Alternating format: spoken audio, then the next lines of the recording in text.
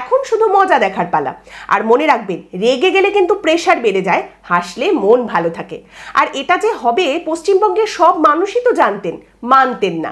যিনি তৃণমূল কংগ্রেসকে তাড়াতে ভোট দিয়েছেন তিনিও জানতেন, যারা বিজেপিকে আনতে ভোট দিয়েছেন তারাও জানতেন, বিজেপির সব থেকে বড় কট্টর সমর্থক যিনি তিনিও জানতেন।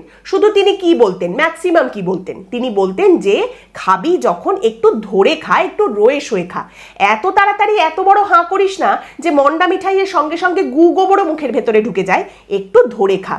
কিন্তু চিরাচরিত স্বভাব আর সংযমের অভাব, এই দুয়ে মিলে যে রুচির দীনতা সামনে উঠে আসে, সেটা এক লহমায় মেটানো অসম্ভব। কাকলি ঘোষ দস্তিদার এখন আপনাকে বলছেন যে আরজি করের ঘটনার পরেই ওনার সেন্টার অফ গ্র্যাভিটি নড়ে গিয়েছিল, কিন্তু তারপরেও তিনি কোথাও যাননি, তখনও কিন্তু তিনি কিছু বলেননি।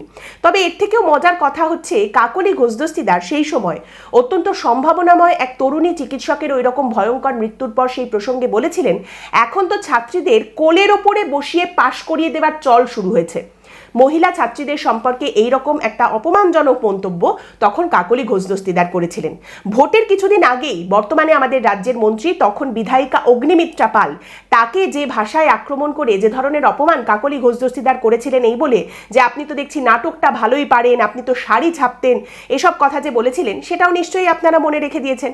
তারই সঙ্গে একেবারে সেই পার্ক স্ট্রিটের ধর্ষণ কাণ্ডে সেই নির্যাতিতা সম্পর্কেও অত্যন্ত কদর্য মন্তব্য করেছিলেন কাকলি ঘোষ দস্তিদার। কিন্তু আজ আপনাকে মানতে হবে যে Kakoli Ghosh দস্তিদারের centre of gravity আরজি করের পরেই কিন্তু নড়ে গিয়েছিল।